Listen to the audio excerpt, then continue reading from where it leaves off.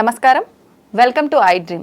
ధర్మ మార్గం కార్యక్రమానికి స్వాగతం. నేను మీ విజిత. ప్రస్తుతం మనతో పాటు ఉన్నారు ప్రముఖ జ్యోతిష్యులు అవినాష్ దాస్ గారు. ఇప్పుడు వారితో మాట్లాడి నవరాత్రి విశిష్టత గురించి అడిగి తెలుసుకుందాం. నమస్కారం అండి. నమస్కారం అండి. చంద్రఘంట నమో నమః.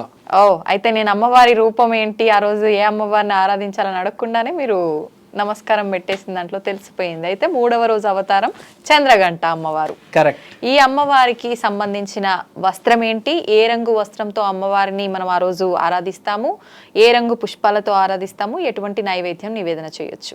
కమలం వస్త్రమేమో పువ్వు కమలం, వస్త్రం రెడ్ కలర్, నైవేద్యం పాయసం.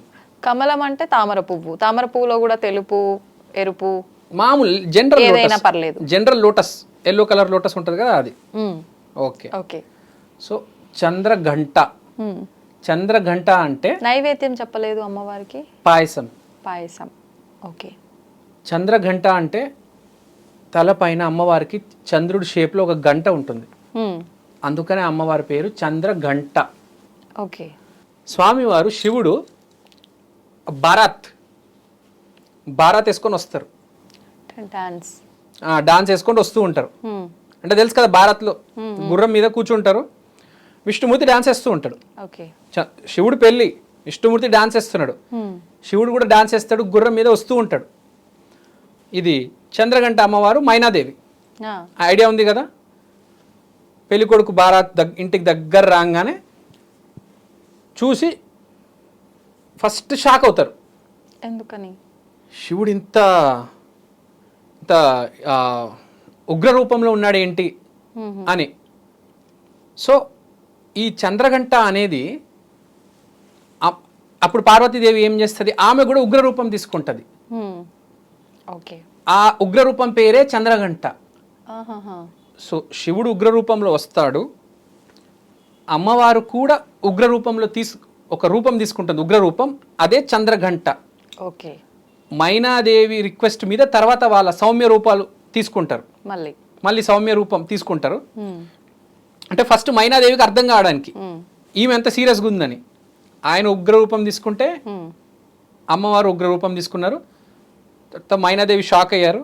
తర్వాత మైనాదేవి రిక్వెస్ట్ మీదుగా ఇద్దరు సౌమ్య రూపం తీసుకున్నారు. సో బేసిక్గా కరేజ్. ఈ అమ్మవారు ఇక్కడ రెడ్ కలర్ వచ్చిందంటేనే కరేజ్, ధైర్యం. సో ఇక్కడ పాయింట్ ఏంటంటే, ఈ ధైర్యం దేనికి? ఇమోషన్స్. ఓకే. ఇమోషనల్గా వీక్ ఉంటారు చాలామంది, ఒకళ్ళిద్దరు కాదు, చిన్న దానికి భయపడతారు. వాళ్ళు స్పెషల్గా ఇట్లా మీరు వేసుకున్నట్టు రెడ్ కలర్ వస్త్రాలు వేసుకోవాలి జనరల్గా కూడా. ప్లస్ 3వ రోజు చంద్రఘంట అమ్మవారి రోజు కాబట్టి ఆ ధైర్యానికి చాలా మంది లేడీస్ కూడా భయపడుతూ ఉంటారు ప్రతి దానికి. చిన్న వాటికి ఏడిచేస్తారు. ఉగ్ర రూపం లేడీస్ అంటే ఒక ఝాన్సీ లక్ష్మీబాయి లాగా, ఒక చంద్రఘంట లాగా ధైర్యం ఉండాలి. అంటే ఏదొచ్చినా ఎదుర్కొనే లాగా ఉండాలి. ఫియర్స్గా మాట్లాడగలగాలి. చాలా మంది మెల్లిగా మాట్లాడతారు, భయపడతారు. కొంతమంది అయితే అసలు షివర్ అవుతారు. సో ఇలాంటి వాళ్ళు పిల్లి నుంచి పులి మారుతారు. చాలా మంది మారుతారు. ఆ ఎనర్జీ 3వ రోజు ఫ్లో అవుతూ ఉంటుంది మనకు తెలియకుండా. మీరు చూడండి, కావాలంటే ఆ రోజు చాలా మంది ఐ మీన్ టు సే చాలా మంది ఏం చేస్తారంటే, ఈ ఆడవాళ్ళు ఆఫీసుల్లో పిల్లిలాగా ఉంటారు చూడండి, ఆ రోజు పులి అవతారం ఎత్తుతారు. సడన్గా ఒక పులి వస్తుంది వాళ్ళ లోపల తెలియకుండా. ఓకే. ఇప్పుడు ఎనర్జీ అనేది ఎక్కడైనా చాలా సింపుల్గా చెప్తాను. ఒక బాక్స్ ఉంది, బాక్స్ నిండా బియ్యం ఉంది, ఇంకా బియ్యం వేయడానికి ప్లేస్ ఉందా? ఉండదు. అదే బాక్స్ అసలు బియ్యమే లేదు, ఎంత ప్లేస్ ఉంటుంది? పట్టే అంత, అందులో ఎన్ని పట్టాలో అన్ని అంత. సో ఆ రోజు ఎవరైతే అస్సలు విపరీతమైన భయం ఉంటుందో వాళ్ళకి ఫుల్ ఎనర్జీ ఫ్లో అవుతుంది. ఎక్కడైతే కొరత ఉంటుందో అక్కడే కదా ఎనర్జీ ఫ్లో అయ్యేది. చూస్తుంది ఆ రోజు అమ్మవారు ఫ్లో అవుతుంది. ఈ పిల్లిలు ఉంటాయి కదా, వాళ్ళ మీదికి ఆశీర్వాదం ఉంటది ఆ రోజు దేవిది. అంటే ఆ ఒక్కరోజే ఉంటదా? ఆ ఒక్కరోజు ఈ భూమండలం మీద ఆ 3వ రోజు చాలా ఎక్కువ ఉంటది. ప్రతిరోజు ఒక ఎనర్జీ అనేది భూమి మీద ఫ్లో అవుతూ ఉంటది. మనం చూస్తూ ఉంటాం. ఒకరోజు మన టీవీ ఛానల్స్ చూస్తే అన్ని రొమాంటిక్ సినిమాలు, ఈ ప్రేమ వ్యవహారాలు బాగా నడుస్తుంటాయి, ఒకరోజు గొడవలు నడుస్తూ ఉంటాయి, ఒకరోజు పోలీస్ కేసులు నడుస్తూ ఉంటాయి, ఒకరోజు ఇన్నోవేషన్, ఒకరోజు రాళ్ళు రప్పలు జంతువులు చూపిస్తుంటారు. ఒక న్యూస్ ఛానల్స్లో అన్ని ఛానల్స్లో ఫ్లో అవుతూ ఉంటుంది ఎనర్జీ అనేది. సో ఒక ఎనర్జీ ఫ్లో అనేది జరుగుతూ ఉంటుంది ఆ రోజు. ఓకే, విపరీతమైన అదొక ఊపు. ఆ రోజు ఒక ఊపు వస్తుంది ఆడవాళ్ళలో, మెయిన్గా ఆడవాళ్ళ రోజు అది. ఓకే, ఒక ఊపు అనమాట. ఆ రోజు ఆడవాళ్ళతో అస్సలు చాలా జాగ్రత్తగా ఉండాలి, చాలా దూరంగా ఉండాలి. మగవాళ్ళు జాగ్రత్త అండి, ముందే చెప్తున్నా. లేడీస్ డే అది.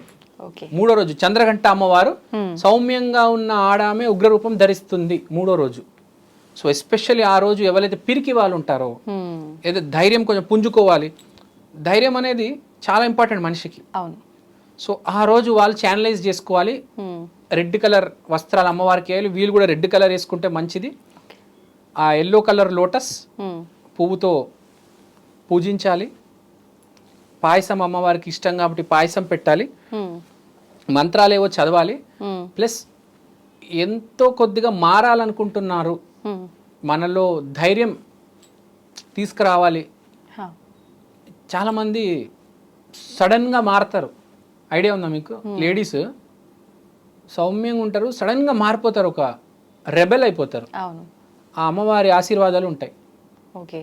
సో ఆ రోజు చాలా ఇంపార్టెంట్ అనమాట.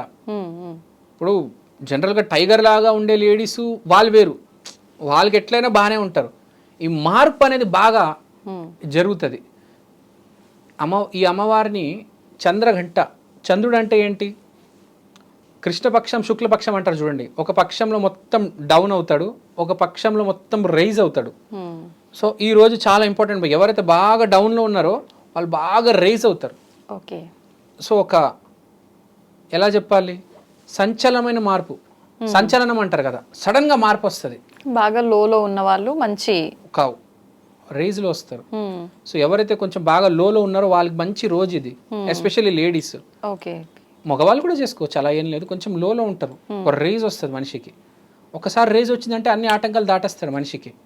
మనం క్రికెట్ మ్యాచ్ల్లో చూస్తూ ఉంటాము. ఇప్పుడు ఇది ఆడవాళ్ళకి సంబంధించిన రోజు అన్నారు, ఆడవాళ్ళు చేయడం వల్ల వాళ్ళు లోలో ఉంటే దాని నుంచి బయటకు వస్తారన్నారు కదా, మరి మగవాళ్ళకు ఇదే ఉపయోగపడుతుంది.